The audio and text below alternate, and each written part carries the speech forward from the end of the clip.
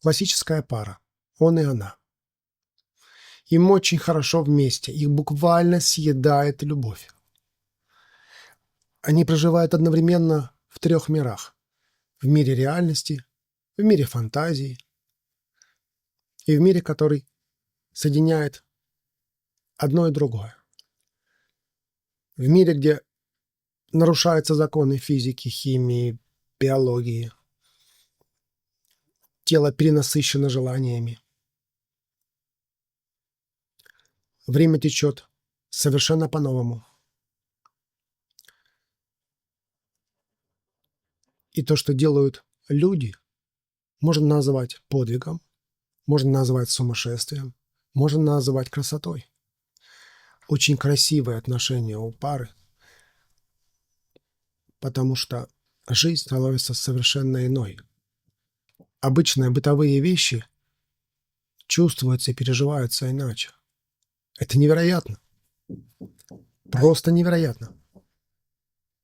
И вот в какой-то момент пара, переживая все это, решает длить это дольше. Намного дольше. Возможно, даже бесконечно. И не только длить, но и повторять, жадно. Те моменты, которые делают пару счастливой. Одним из наилучших решений для этого является создание или заключение брака, официального брака, потому что это уникальная возможность в присутствии государства, друзей, знакомых, бывших партнеров утвердить собственное желание по отношению к другому человеку в этой паре. И не только утвердить, но и официально закрепить. И вот ровно в этот момент, когда пара подписывает необходимые документы и становится официальной структурой, появляется третий элемент, о котором мы все знаем, о котором мы говорим практически каждый день.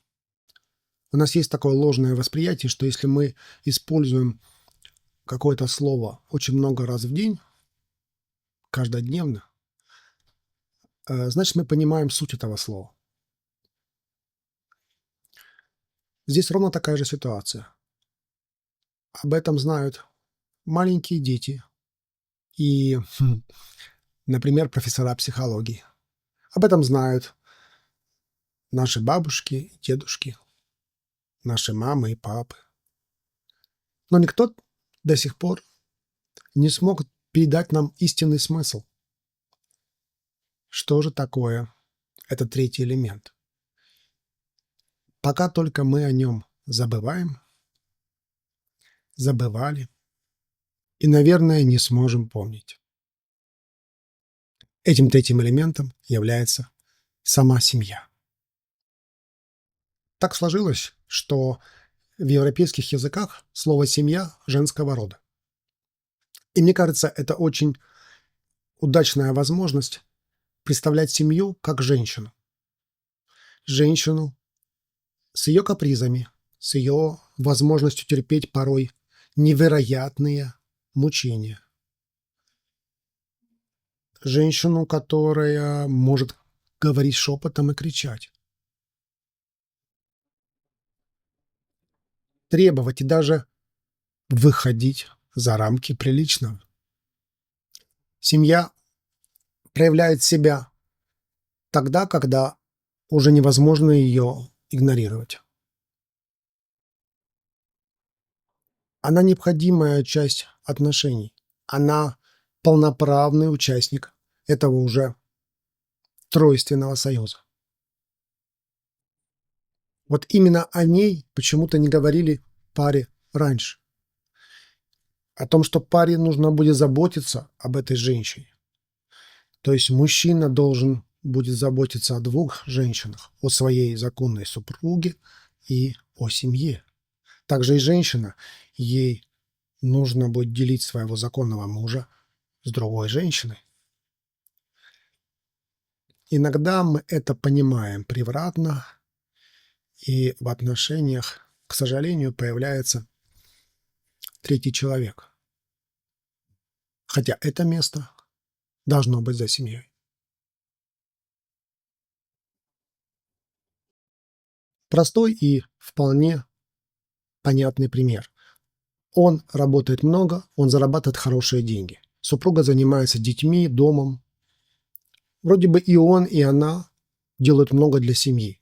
Это так звучит в нашем языке. Но что интересно, через некоторое время отношения между супругами разваливаются. В лучшем случае или в обычном случае они живут вместе формально. Может быть, как брат и сестра. Или расходятся.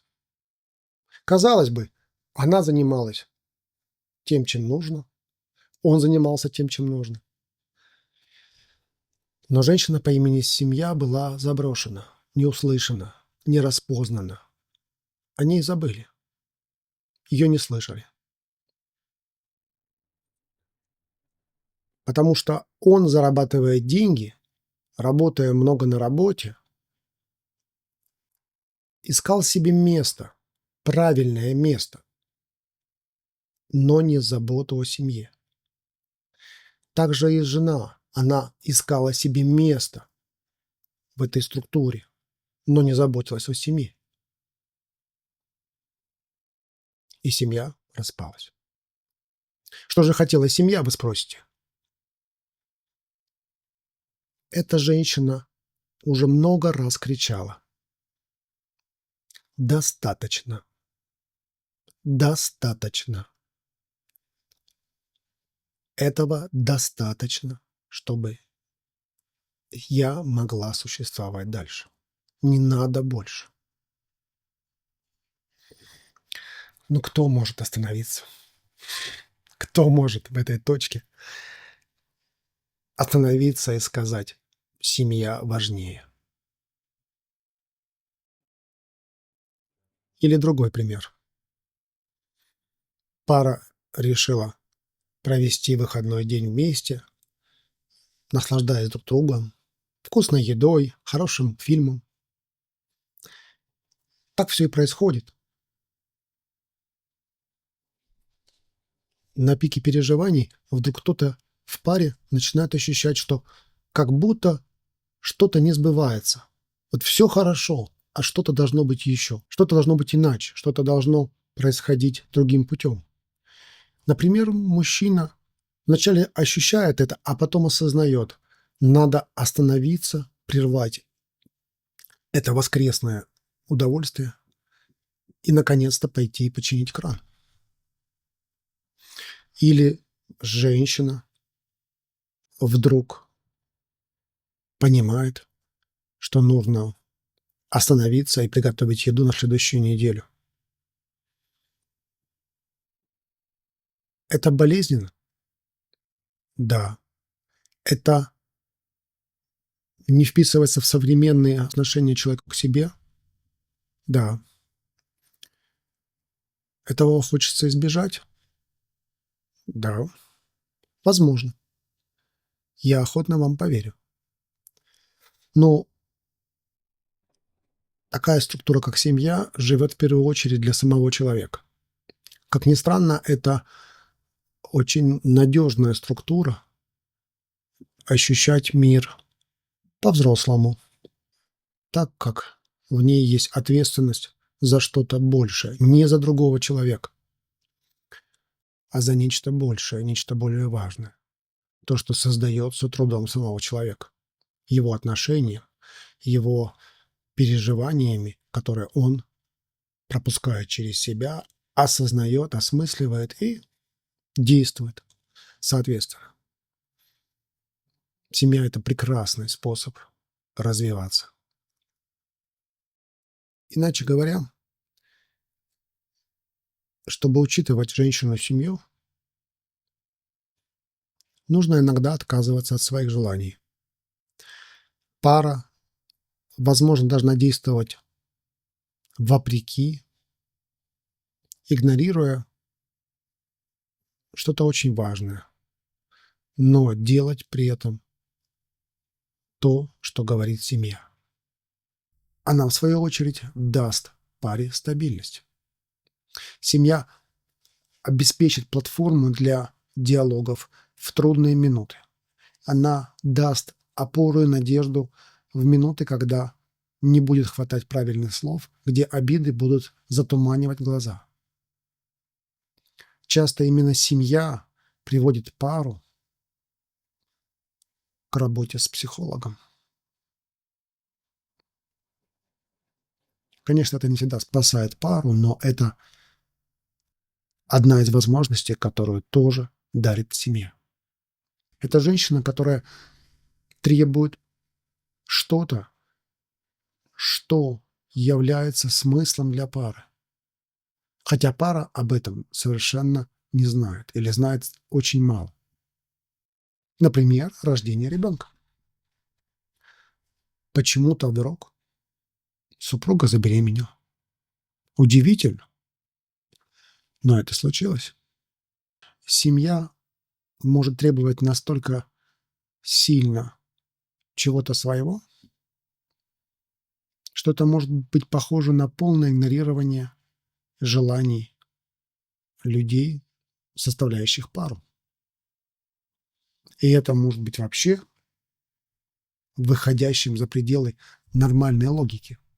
Пара может сказать: а для чего же мы вместе, если нам нужно себя периодически ущемлять? Именно семья и делает пару зрелой, взрослой, красивой, способной преодолевать многие трудности, способной фантазировать, мечтать и делать что-то вопреки чувствам, обстоятельствам и желаниям, а также нежеланиям самой пары.